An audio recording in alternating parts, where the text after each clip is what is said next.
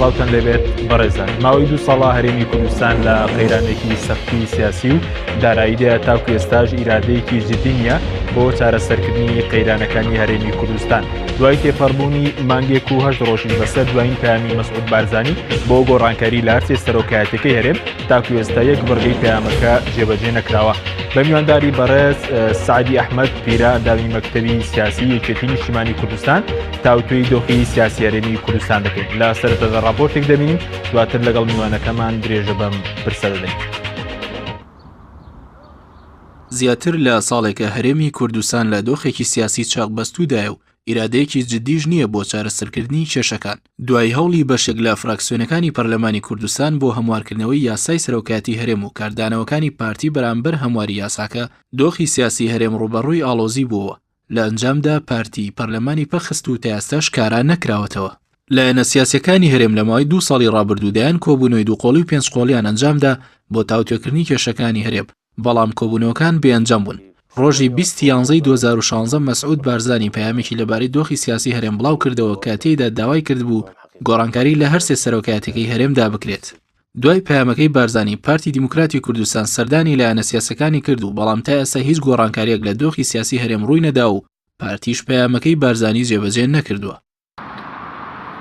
بەردەوامی قەیرانی سیاسی هەرێم و درێژەکێشانی پەکخستنی دامەزراوەکان زیانی زۆری لە هەرێمی کوردستاندا و هاوڵاتیانی تووشی دڵاڕاوچێ کردووە. لە ئاستی دەرەوەش ناوبانگی هەرێمی کوردستان لەکەدار بوو و بەهۆی پەخستنی دامەزراوەکانیش پێگەی هەرێم لاواز بووە. هۆکاری چارەسەر نەکردنی قەیرانی سیاسی هەرێمیش لەلایەن پارتە دەسەڵاتدارەکان ئەگەڕێتەوە بۆ زاڵبوونی بەرژەوەندی حیزبی بەسەر بەرژەوەندیە گشتیەکان.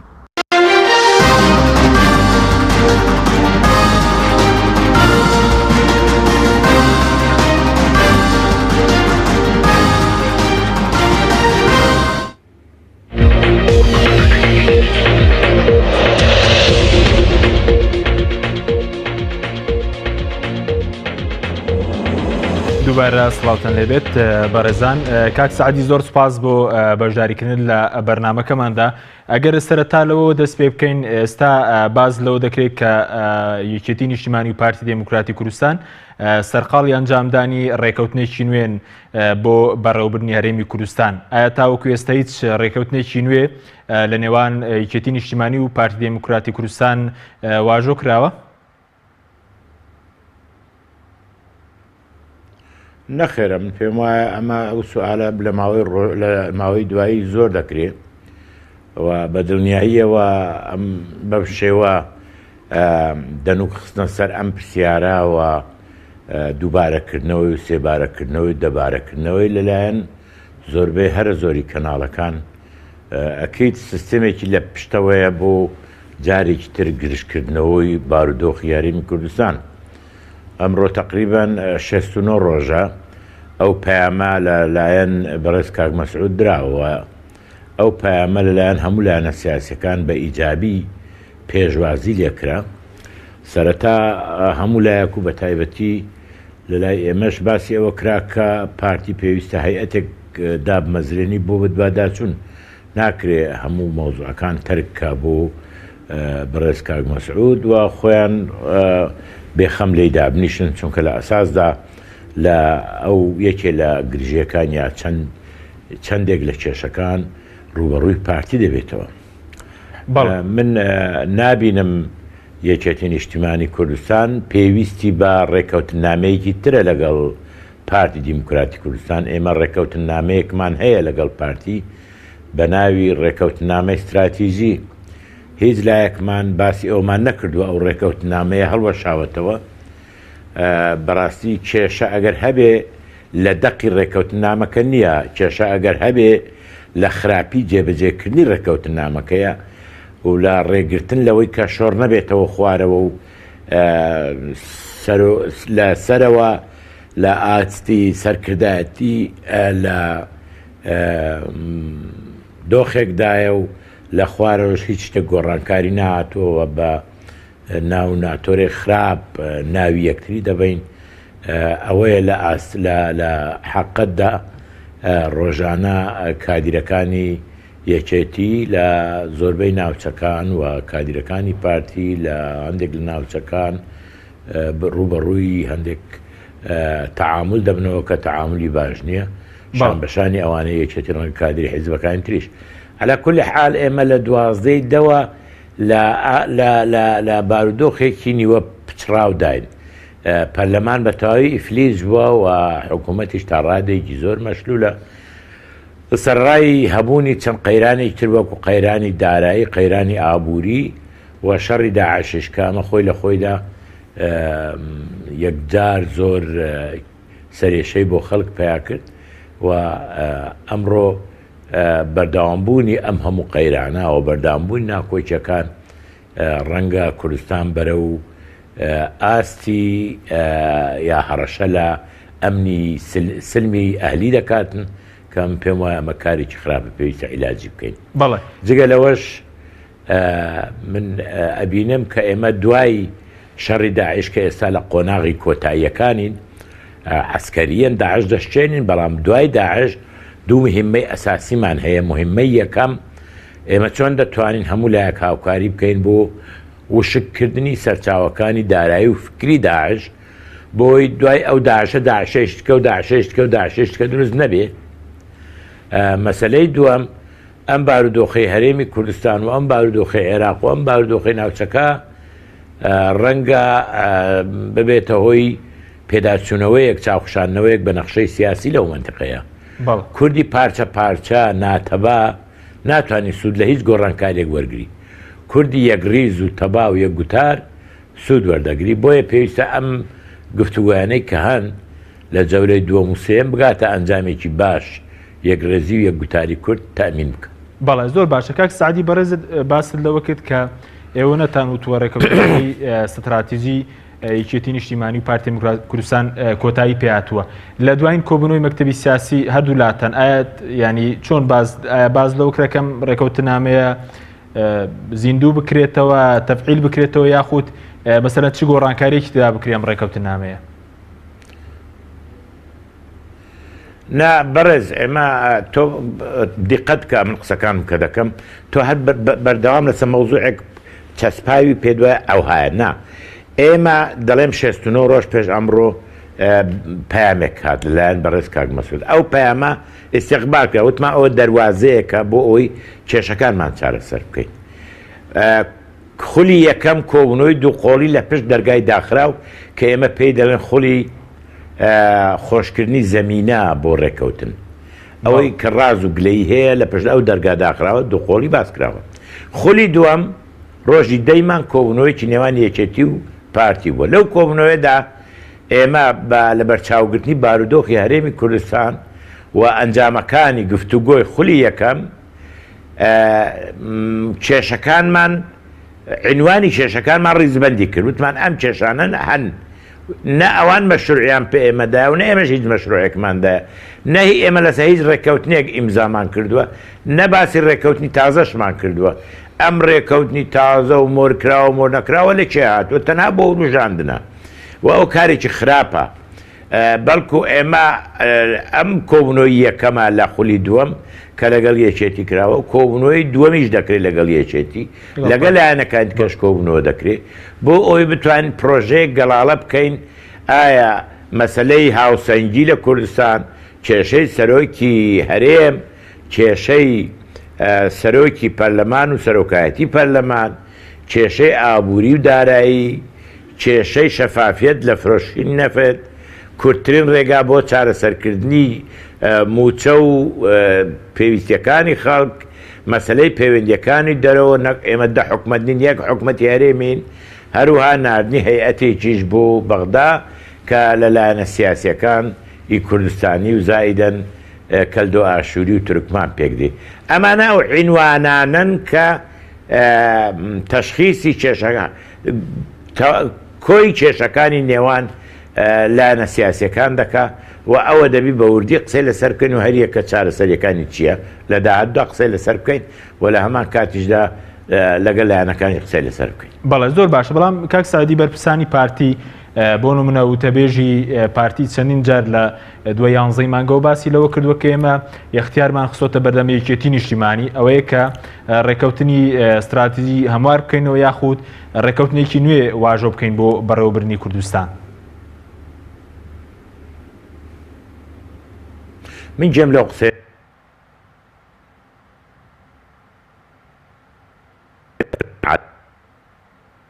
کردی بەڵکو وای وتە کار محەممەد باسی کرد کە ئێمە عنوانی کێشەکانمان دەستنیشان کردووە پێویستە پرۆژەیەک یا بەرنمەیەک یا مسۆدەیەک بۆ بەرنمەی کاری هاوبەش بنووسینەوە بیخینە بەردەمی لایەنەکانی تر هەروها یەکێتی و پارتیش دقەتی لێ بکەن بە شێوەیەکی بی کە بتوانین کێشەکانمان چارەسەر بکە و ئەمنیەت لە هەرێمی کوردستان و یەکریزی تەمین بکە ئەوە قسەکانە بەڵام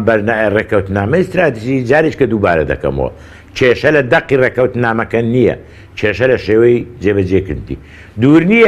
نییە تۆ بڵێ بە هەموو گۆڕانکاریەکانی کە هاتووە لە ڕووی ئابووری و کۆمەڵایەتی و سیاسی لە ناوچەکە بە تایبەتی پاشەڕی داعش و پێداچوونەوە ڕەنگە هەندێک لە خاڵەکانی ڕێکەوتنامەی استراتیژی کاڵ بێتەوە یان جێبەجێ بوو بێ من پێم وایە ئەمە مەوزوعێکی ترە بەڵام بڵێ ڕێکەوتنامەیەکی تر ئێمە مۆر بکەین ئەمە شتیوانە دەکرێت ئەمە فەقرێک ئیزافە بکەین بۆ دەوڵەمەندترکردن یا هەموارکردن بەڵام ڕێکەوتنامێکی تازە سەر لە نوێ شتیوانە بەڵێ زۆر باش ئەی سەبارەت بەوەی کە ئێوە بەڕێستە ئەمڕۆ بۆ کەناڵەکانی ڕاگەیان باستان لەوە کردبوو کە لە داهاتوو دەلەماوەیەکی زیێ دووبارە ئێوە کۆ دەبنەوە ئێوە یەکێتی نیشتیمانی پرۆژەیەکتان ئامادە کردووە بۆ کۆبوونەوە لەگەڵ پارتی بۆ قەیرانی سیاسی هەرێم من پێم وایە هەم خۆمانیش و هەم خەڵکیش زۆر حەز لە وشەی پرۆژە ناکە پرۆژە تقریبا ناوی زراوە ئەوەندە باسکراوە هیچی ئەنجام نەبووە ئێمە عنوانی مشکلەکان تەشخیصی نەخۆشیەکان ئێستا کاتی ئەواتۆ نەخۆشیەکان دیارە هاوسەنگی یەکێکە لە مشکلەکان هاوسەنگی ناتوانێت پارتی 35 36 37 لە سەد دەنگی هەبێ بەڵام 75% دەسەڵاتی هەبێ دەبێت لەوەیانە پێداچوونەوەی بکرێ لایەنەکانی کە بەشداری دەکەن لە حکوومەت هەرکەزە بە شێوەیەک بی کە نەوێک لە تەوازوونی تدابی و گونجاو بێ لەگەڵ ئیستحقاقاتی انتخابی مەسەلەی دووەم کێشەی بەڕێز سەرۆکی هەرێم خۆی دەڵێم مەسەلەن دەورەی یاساییەکانی خۆم تەواو کردووە کێشەی لەگەسە پێویستە ئێستاکە بیر لەوە بکەینەوە چۆن چارەسەری بکەین چۆن هێشتکە بدۆزینەوە بۆ سەرۆکی هەرێم بەڵام سەرۆکی هەرێم ئەمڕۆ لە هەرێمی کوردستان فەرماندەی هێزی پێشمەرگەشە پێویستە ئەو پۆستە خاڵی نەمینێ بەڵام لە هەمان کاتیشدا تا کۆتایی شەڕیا تا هەڵبژاردننی داهاتوو عیلاجی بکەین ئەو مۆزوع مەسلەی سێم مەسلەی سەرۆکی پەرلەمانە ئەویش تێچار سیناریۆ هەیە یا ئەوەی ئێستا دەمینێ یا دانەیشتر گۆڕان پێشنیاری دەکە و هەڵدەبژێرێ یان گۆڕان پۆستێککە وەرەگری و سەرۆکی هەرێم لایەنێکی سیاسیتر وەری دەگرێت مەسلەی چارەسەرکردنی کێشەی شەفافیت ئێمە پێم وایە بۆ یەکێتی زەحمەتە و مێژووی خۆمان بەستینەوە بەوەی کە هەموو ڕۆژێ بە ناوی گەندەڵ و دز و جەردە و شتی لەو بابەتە ناوبرین چیە وەڵا لە فرۆشینەوت پێویستە لە مەسلەی شەفافێتێکی تاوا لە فرۆشینەوت هەبێ و ئەم مەوزوع ڕوونکردەوەیە کە بێ لێکۆڵنەوەیکی لێ بکرێت کەم تەرخەم هەیە لە هەیئەتی فرۆشتنی نەوت محاسبە بکرێت لە فرۆشتنی نەوت مشکلە نییە کەم تەرخەمی نیە پێویستە ئەوانەی کە ئەم تۆمەتانە هەڵدەبەستن ئەوان محاسبە بکرێن ینی من لە ئێستاوە ناڵێم چەند ڕاستە و چەند ڕاستێت چونکە ئەوە ئیشی دادوەرە منیش دادوەر نیم مەسلەی تر کە مەسلەی پەیوەندیەکانم پێم وایە مەسلەی پەیوەندیەکان مەسلەیەکە کە ناکرێ ئێمە وەکو زمانی کە سووریا لە لوبنان بوو هەریەکە هەر زابتێکی گەورەی سووری لە مینایەک بە میناکە و ئێوە بوو ئێستا سی مالکێ نەوەک سیاست دەکا پێنجوی نەوەک سیاست دەکا ڕەنگە جێتر نەوەک سیاست کە پێویستە ئەم مەوزوعە کۆ بکەینەوە ئێمە یەک سیاسەتی هەرێممان هەبی بۆ پەیوەندی ئەقلیمی بۆ پەیوەندی کوردستانی بۆ پەیوەندی دنیا بەڵام حیزبەکان ئازادن لەوەی پەیوەندی لەگەر چ حیزبێک لەگەن چ حیزبێک ناگرن مەسەلەی ترکە گرنگە ئەویش کورتترین ڕێگا بۆ چارەسەرکردنی کێشی خەڵک ئێمە ناتوانین بەردەوام بین بەو شێوەیە پێویستە کۆتایی بین بە کێشی خەڵک ناتوانین پێمان وابی کێشەکان بە وعدە حەل دەبی ئەو مانگە و ئەو مانگە و ساڵە و ساڵێکی تر خەڵک ژیانی لە خەتەردایە مناڵی پاشە ڕۆژی مناڵەکانی لە خەتەردایە پێویستە ئەو مۆزوع عیلاجکەیت ڕێگای فرۆشتنی نەفت لە تورکیا تا ئێستا مشکلەکانی عیلاج نەکردی ئەگەر ئەوە زەمانەتێکی هەیە فەرم با بەردەوامی ئەگەر زەمانەت نییە ڕێگاکانی تر هەڵبژێریت و پێم وایە یەک لەو ڕێگایانە ئەکیت مەسلەی فرۆشتنە لە ڕێگای سۆمو ئەمەشیان ئیشی شارەزا و پسپۆرە پێویستە ئەو هەیەتێکە دەڕوا بۆ بەغدا قسە لەگەڵ لەسەر ئەو مۆزوعە بکە لە هەمان کاتیشدا قسە لەسەر مادەی 140 و مەسلەی ڕەفرەندۆم و بابەتەکانی تر بکە. زۆر باشە کاک سادی لەسەر مەسلەی هاوسەنگی ئەوەی کە ینی ئێستا هاوسەنگێکە لە کوردستان پێدوایان نەماوە ئەوەی کە بەڕێز ئێستا مەسەلەن لە 175 پۆستەکان لای پارتیە دەسەڵات نارێن پۆست مەسەرەن تۆ پۆست لایە بەڵام دەتوو وەزارەتی ڕۆشنبیری مقارن دەکەی بە وەزارەتی سامانە سروشتەکان وەزارەتی شەهیدان و ئەنفال مقارن دەکەی بە وەزارەتی ناوخۆ ئەوی وەزارەتەوەی وەزارەتە بەڵام بۆیە پێویستە ئێمە مەسەرەن سەرۆکی هەرێمە سەرۆکی حکوومەتە ڕاوێژکاری ئاژانسا وەزارەتی سامانە سروشتەکانە وەزارەتی ناوخۆیە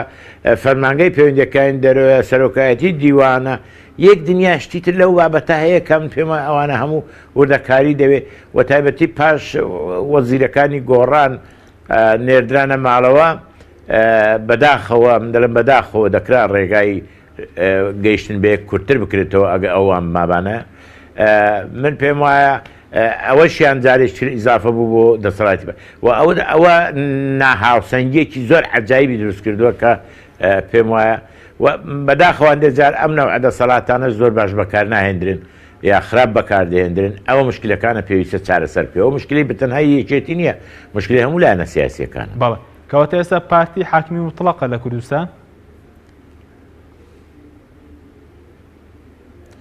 تو پرسیارەکەت ئەو پرسیاری هی نییە پرسیارێکی مەوزوعی نییە حاکم مطلق بێ حاکم مطلق نەبێ ئەم قسانە بەڵێ هەموو پۆستەکانی هەرێمی کوردستان لەو دەسەڵات لای ئەو هێزە بێ ینی کەواتای لایەنەکانی تر هەموو پۆستەگیری کامبەرە ئەزانم بەڵام ئەمە چنەوە پرسیارێکە نە ئەمن تەلەبەی ئیبتیدائیمە فێری دەرسم بکەی نە ئەتوش پێم وایە ئەو نوع پرسیاری حاکم مطلقە ئەوە چیە هەڵهێنانی مەتەڵ نییە بەڵێ دەڵێم زۆر باش جێلێ و دەڵێم 35 دەنگی هەیە لە 75 لە 100 دەسەڵاتی هەیە تێگەیشتی؟ بەڵێ ئەی کەواتە بە 35 زۆر نییە 75 تۆ لە 35 هەبێ 75 دەسەڵاتت بەخە باش من ناڵم ناهاوس ئەی بابە من ناڵم ناهاوسەنگە ناهاوسەنگی یعنی لەوەیە کە ئەو هاوسەنگ نیە دەسەڵاتەکەی کە هەیەی هاوسەنگ نییە لەگەڵ ئیستحقاقاتی ئینتیخابی کە هەیەی بۆیە دەبی ئەوە چاکرێ تەرازوو بکرێت تەرازووکردن یعنی هەر کەسە و ئیستحقاقات خۆ نەوعێک لە تەوازون هەبی لە ممارەسەی دەسەڵات و هەر کەسەش بە بەشی خۆی یعنی نەوعێک لە ڕزایەتی تێدابی لە بینی لایەنەکە بەڵێ چۆن تەرازوو دەکرێت مەسەلەن ئەم هاوسەنگیە لە کوردستان ینی چی بکرێت لە نێوان لایەنەکان بۆی کە هاوسەنگیە دروست ببێت باش هەموو پۆستەکان دادەندرێتەوە ئەو پۆستانە دەکرێنە جا بە نقطە دەکرێت جا بە حەموود دەکرێت چۆن یعنی بە شێوەیەک بی کە هەلایەنە هەیە 10 کورسیە هەیە 20 کورسیە هەیە 20 کورسیە هەیە 30 کورسی ئابە شێوان دەکرێت بەڵێ ینی پارتی ڕازیە پۆستەکانی تر بدات بەلایەن من تەنها دژی ئەوم کەمە حکوومەتێکی زل و زەبەلاح دروستکەین بەڵێ پارتی ڕازیە لەسەرەوەی دەزان کە ئەوەی ئێستا تایبەتی پاش وەرگرتنی پۆستەکانی گۆڕان ئەزان تەرازوو نییە لە ئینەکان دەسەڵاتەکان تەرازوونی بەڵێ ئەی پێ دوای ئەو هاوسەنگەکەی دەکرێت ینی ئەو هاوسەنگی کە پێویستە بکرێت بەم زوانە دەکرێت ئەو هاوسەنگیە لە نێوان وا گفتوگۆ ناکەین بۆی ڕێککەوین بەڵام دەمێکە گفتوگۆکان دەکرین ینی نابی ڕێککەوین لەسەر بەڵێ بەسکەی ڕێک دەکەون خەڵک مەسەلەن حیزبەکان کۆبوونەوە زۆر دەکەن و توێژی زۆر دەکەن بڵێ گفتوگۆ باشترە لەوەی کە بەردەوام بین لە تەشەنوزات و لە مەشاکلی ناوخۆ هیوادارین زوو بگەینەیەک و بە تایبەتیە من ئەگەر لە بیرت مابێ لە سەرەتای قسەکانم دوو مەوزوعم باس کردوتم شەڕی داعش لە ڕووی عەسکەری و بەرەو قۆناغی کۆتایی دەچێت و ئێمە دەبێ سەرچاوە فکری و سەرچاوە مادیەکانی داعش وشکرێ بە هاوکاری لەگەڵ کۆمەلگای نێونەتەوەی مەسلەی دوم ئەگەری گۆڕانکاری هەیە لە نەخشەی سیاسی لە منتیقەکە لەو ئەگەرانە کورد ئیسفادە ناکە گە تەبانەوی یەک ڕیز نەبی و ئەوە دەبی هەموو لایەکمان بە پەرۆش بین بۆ ئەم یەک ڕیزی و بۆ ئەو تەباییە و ئەمە هەستکردن مەسئولیەتی نیشتیمانی نەتەوەیە. بەڵێ سوپاس دەکەم کاک سعدی ناوبڕێکمان هەیە دواتر دەگەڕێنەوە لای بەڕستان لەگەڵ ما بمێنێرەوە بەڵێ بینێرانی بەڕست ناوبڕێکی کورت و دواتر دەگەڕێنەوە وڵاتان لەگەڵ ما بمێنێرەوە. بەرنامەی ئەمڕۆ با سپۆنسەری کۆمپانیای ئەسێ بۆ بازرگانی مۆبایل شیری ئەڵتونسا.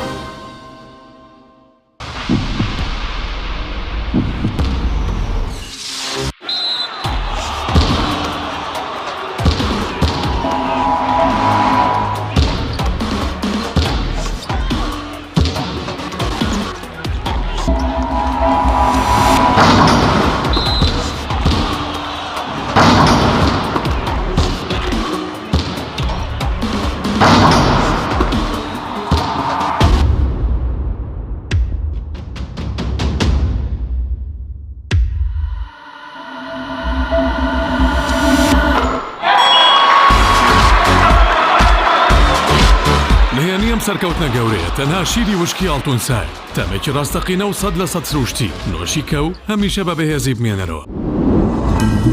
تۆپ ئارت تاکە بریکاری تۆڕی میدیایی کۆمەڵ بۆ دروستکردن و بڵاوکردنەوەی ڕیکلام. تۆپ ئارت.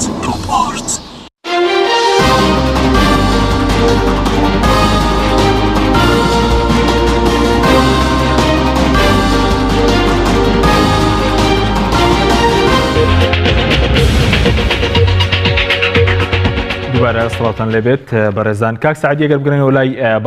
بەڕێستان باستان لەوە کرد بۆ مەسەلەی چارەسەرکردنی پەرلەمانی کوردستان و کاراکردنەوەی سێ سیناریۆ هەیە لە دوایین کۆبوونەوەی مەکتەبی سیاسیە و پارتیدا هیچ باسێک لە وادەی کاراکردنەوەی پەرلەمان کراوە چ کاتێک کارا دەکرێت یاخود تا هەڵبژاردننی داهاتوو هەرێمی کوردستان بێ پەرلەمان دەمێنێتەوە.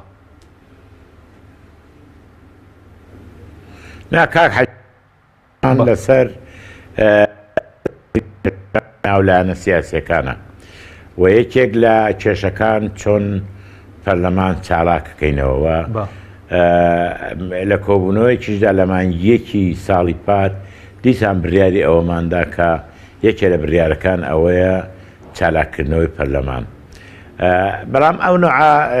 ئیشانە دیارە ئەم پرۆسەیەکە ئەوە بە بڕیار نابێ بەڵکو لە ئەنجامی گفتوگۆیەکی چڕ دەبێت کە بتانی هەموو لای بگەینە قەنەعات کە کلیلی چارەسەرکردنی بەشێکی زۆر لە کێشەکان و هەموو ئەو گۆڕانکاریان لە داهاتدا پێویستی بە پەرلەمان دەبێت جا ئەوە یاسای پێویستە بڕیاری پێویستە هەموارکردنی پێویستە ئەوانە هەموو بە ئیشی پەرلەمانە بەبێ پەرلەمان ناکرێت. بەڵێ ئەی ئێستا لەسەر چی پەکی کەوتووە کاراکردنەوەی پەرلەمانی ئێستا گەر بزوتنەوەی گۆڕان سەرۆکی پەرلەمان بگۆڕێت لەسەر سەرۆکی پەرلەمان پەکی کەوتووە؟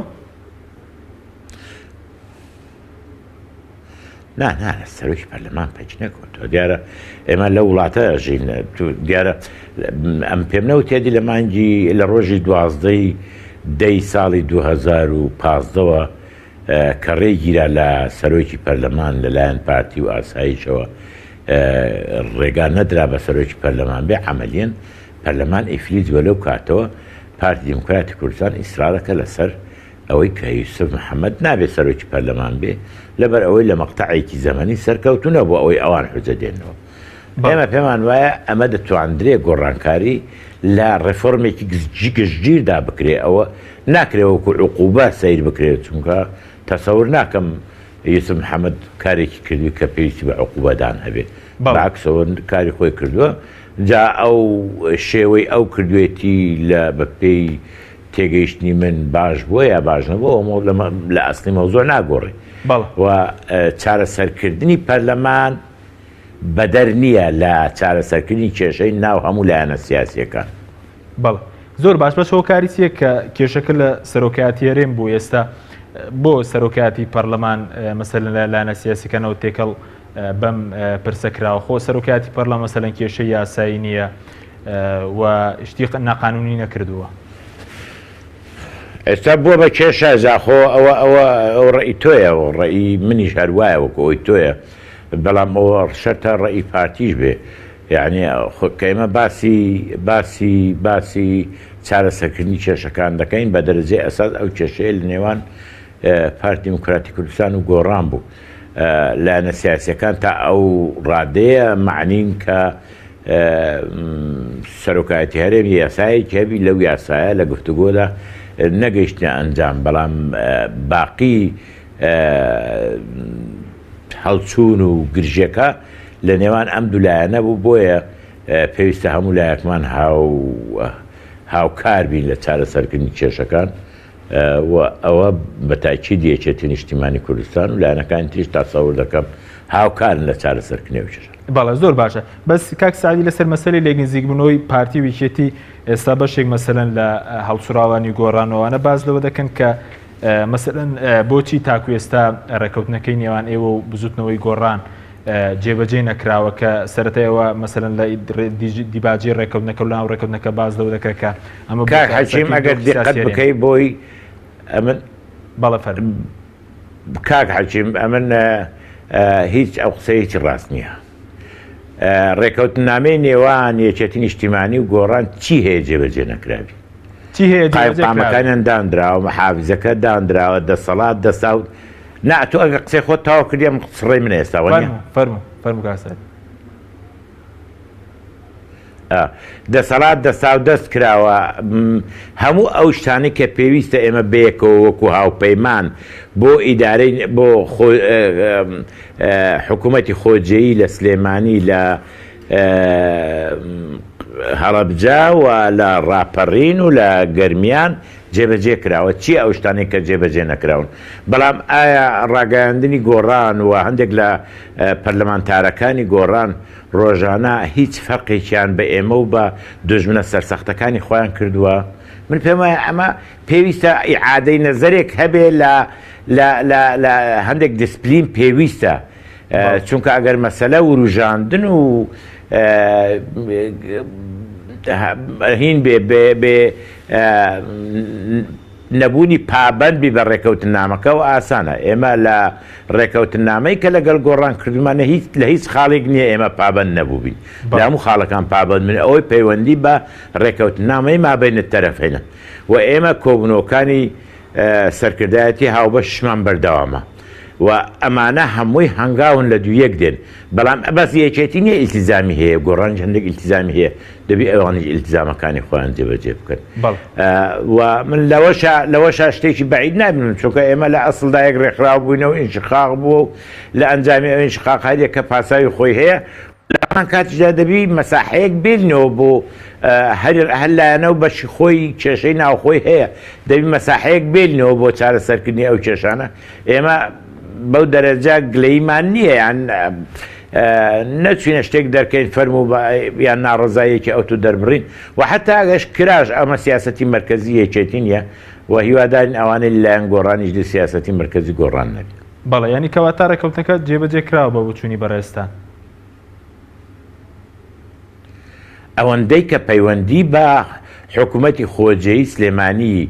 هەڵەبجا گەرمیان ڕاپەڕین هەیە جێبەجێ کراوە ئەی بۆ مەسەلەن بۆ پێکێنانی فراکسیۆنەکان ڕێکەوتنامە لەسەر حکومڕانی نییە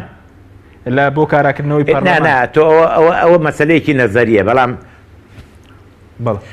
کاراکردنەوەی پەرلەمان یەکێتی کارای ناکاتەوە بەتەنێ تێدەگەی ئەوە یەکیانی دووەمیش مەسلەی پێکەوە ئیشکردنی فراکسیۆنەکان ئەوە شتێکی نەزەریە بەڵام لەوەی لەسەر حرس حکومڕانی دەکا ئەوەیە کە حکوومەتی خۆجی یەکانە ئەوە جێبەجێ کراوە یان نا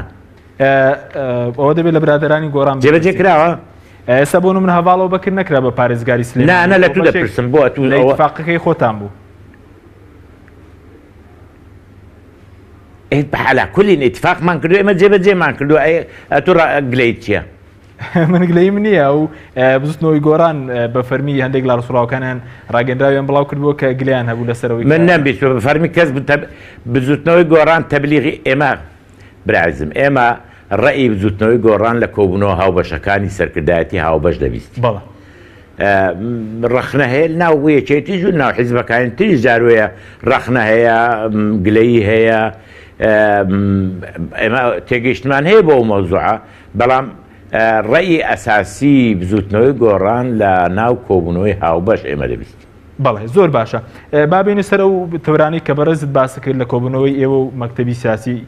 پارتی باسی لەکە مەسلەی شەفافەتی نەوتە یعنی بەڕێز وتت ئێستا مەسەلەن جەنابەت وتت من دادوەر نیم تاوەکو بزانم شەفافە بەڕێز دەنداوی مەکتەبی سیاسی تا ئێستا بۆ ڕوون نەبووتەوە مەسەلەن دۆسی نەوتی هەرێم شەفافە یاخود ناشەفافە ئەخەوە قسەی ڕاگەیاندن نیە ئەوە ئەگەر دەمانەوێت ئەو مۆزوع حەلکەین دەبا بچین ببینە بەردە مەحاکیم و با گفتوگۆی لەسەر بکرێ و دادوەری بکرێ بەڵام ئەگەر بۆ وروژاندن و تەنها بۆ مەسەلەی ناو ناتۆرە و تۆمەت و ئەوەی قەی ناکەوە لە تەلەڤیزیۆنی ئێوەش باسەکەین و لە تەلەڤیزیۆنەکانی باسەکەین بەڵام تۆ ڕۆژێک لە ڕۆژان بیستوتە لە من شتی لەو بابەتە لە تەلەڤیزیۆن بۆ وروژێنم کە پەیوەندی بەمنەوە نەبیە پەیوەندی بە لێکۆڵنەوەی مەحاکیمەوە هەبی من دەڵێم دووکەڵ بەبێ ئاگر نابێ ئەکیت ناتەواییەک هەیە بەڵام لێ بکۆڵنەوە ئەو ناتەواییە لە چێ و چۆنە بەڵ ینی تا ئێستا مەسەلەن پێ دوایە ناتەواییەکان بەڵام ئەوە ناو تەلەڤیزیۆن لەسەر تەلەڤیزیۆن دەبێەوە بەڵێ بەس ناتەواییەکان ئەخە من نازانم ئەوەی ئیشی من نییە و لەسەر تەلەڤیزیۆنیش باسی ناکەم بەڵێ زۆر باشە بەڵام بەڕێز وتت لە بۆ نمونە نەوت لە ڕێگەی تورکیاوە سەرکەوتوو نەبووە ینی دەبێت بۆ دوای دەواازەیەکی تردا بگەڕین مەسەلەن ئەو دەواازەیە چیەکە تا ئێستا وەکو خەڵکی کوردستان عەلەم کاک حەکیم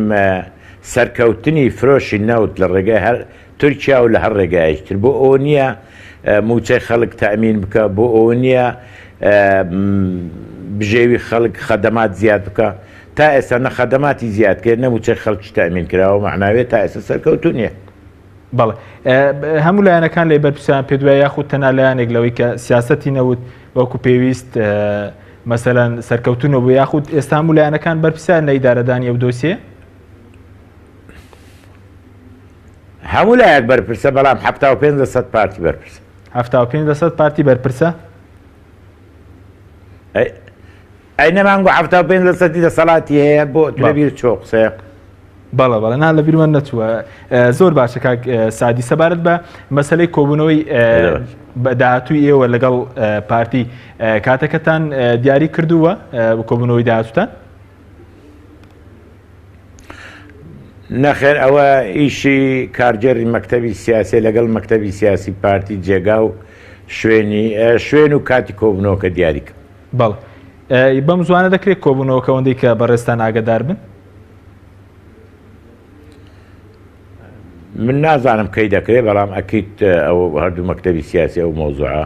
تاوە توێ دەکەن بەڵێ زۆر باشە ئەگەر باز لەوە بکەین کە لە ماوەی 2 مانگ و 8 ڕۆژی ڕابردوو بارزانی پامێکی بڵاو کردوتەوە بەڵام تاکو ێسەی بڕگەیەکی پەیامەکە جێبەجێ نەکراوە بۆ گۆڕانکاری لە هەرسێ سەرۆکایەتیەکە بە بۆچوونی بەڕێستان ئەو کارەکەی چێکە گفتوگۆکان و پرۆژەکان لە کوردستان زۆر بە سستی بەڕێوە دەچن مەسەلە سستی نییە مەسەلە ئەوەی ئێمە جارێ لا هێوە ئەم ئەناکۆچی و گرژیانی کە هەیە لە نێوانمان کەمێک متمانەی کەم کردوەوە کە متمانە کەم بوو هەریەکە بە حەزەرەوە هەنگاو داوێ ئەگینە مەوزوعەکان مەوزوعی ئاسان نین دنیایەک مەساڵحی تێدایە و دنیایەک مەسئولیاتی تێدایە بەڵێ بەڵام مەسەلەن 2 مانگ زۆر نییە کە بەسەر پەیامەکاندا تێپەڕێ مەسەلەن پێشتریش کۆبوونەوە کراوە خەڵک چاوەڕێی زوو چارەسەرکردنی قەیرانەکانە درەنگ نییە بۆ چارەسەرکردنی قەیرانەکان ئەو ڕاستە وایە ڕاستە ڕۆژێک زووتر بکرێت باشترە بەرەوەڵەت بە زۆری بەسەدا زۆری درێژە کێشە و من پێم وایە ئەوە ژێکێ لە ئەسبابەکانەکە متمانە کەم بووتەوە خەڵکی متمانەی بە گفتوگۆکان کەم بووتەوە بۆیە هەموو لایەنە سیاسیەکان پێویستە هەست بەوە بکەن کە درێژە کێشانی زیاتر خەڵک تووشی دڵڕاوچێ دەکەن ڕەنگە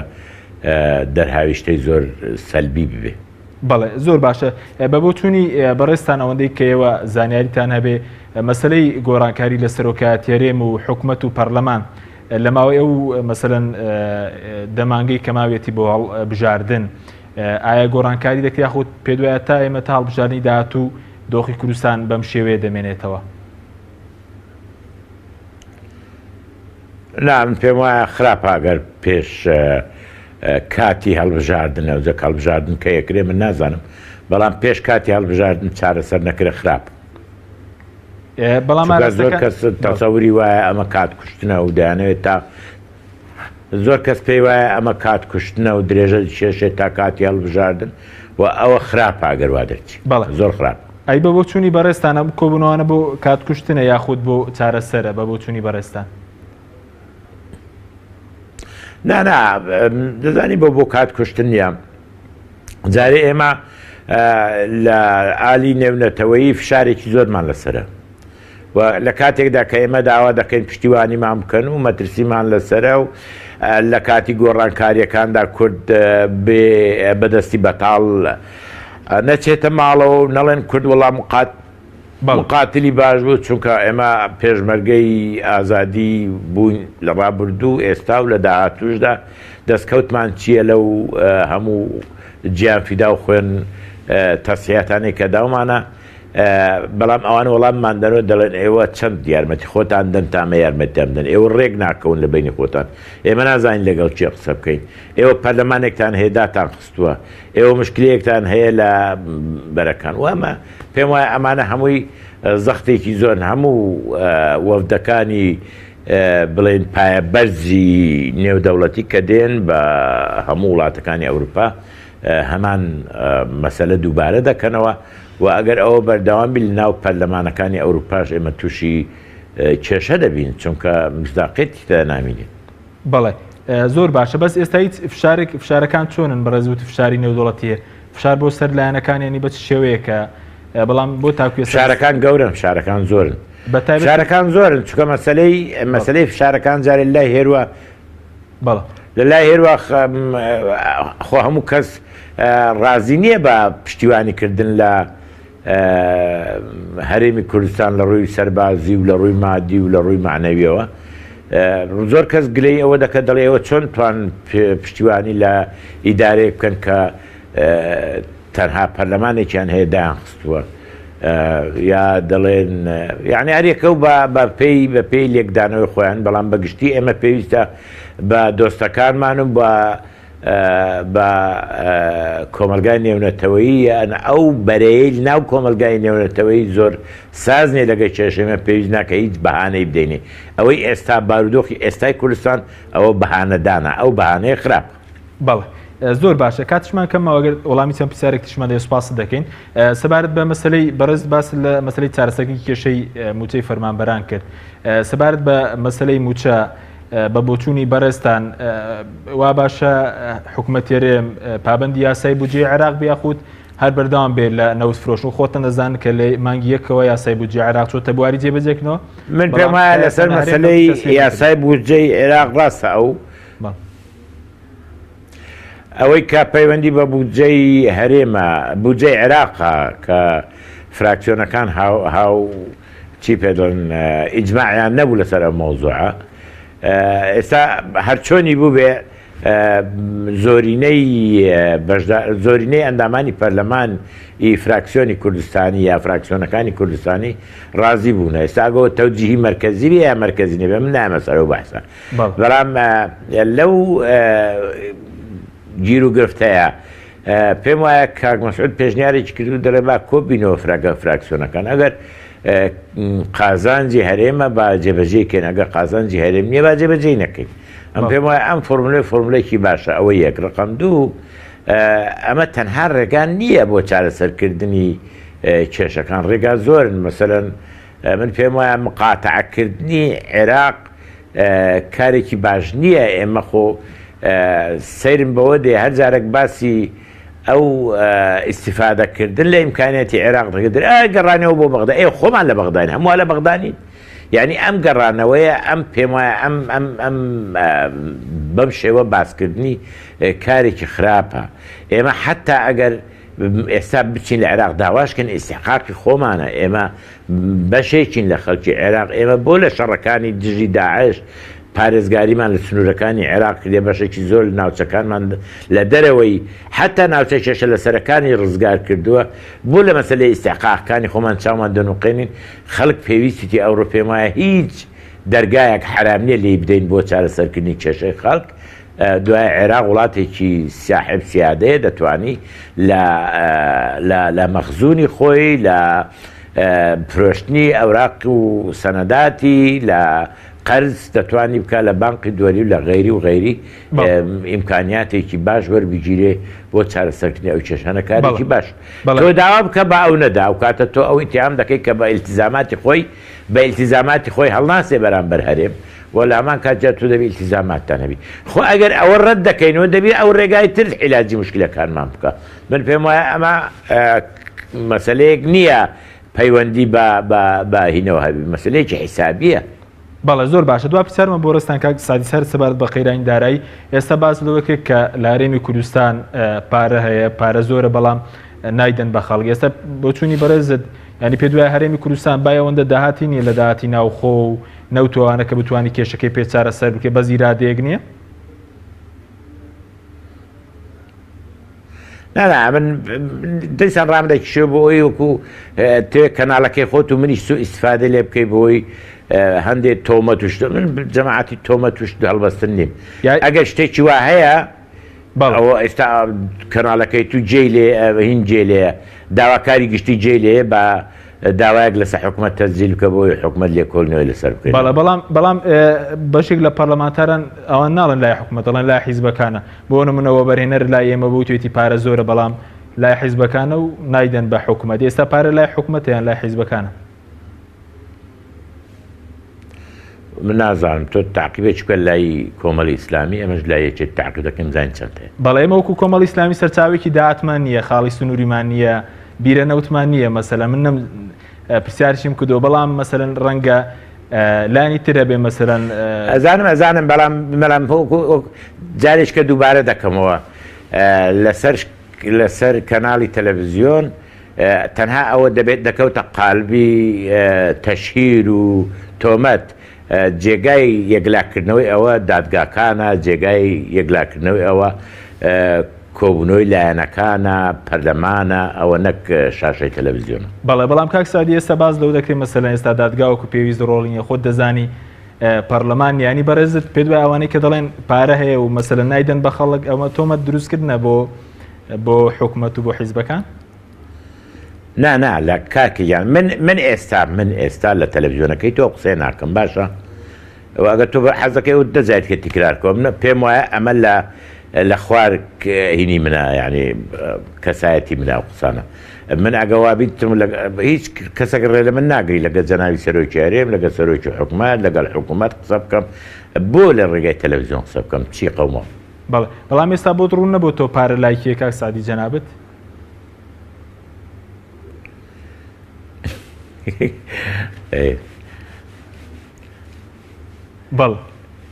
ئیشاڵە داڕوو نەبێتەوە پارە لای کێ دەئینشاڵڵا زۆر سوپاس دەکەین کاک سادی کاتمانتی سوپاس بۆ بەشداری بەڕێزت لە بەرنامەکەماندا زۆر سوپاس بۆ بەڕێستان بەڵێ بینەرانی بەڕێز سوپاسیش بۆیەوە کە تاکو ئێستا لەگەڵ مامون سوپاس بۆ ئەو کارە نوێتی کۆنتڕۆڵەکان خواتان لەگەڵ.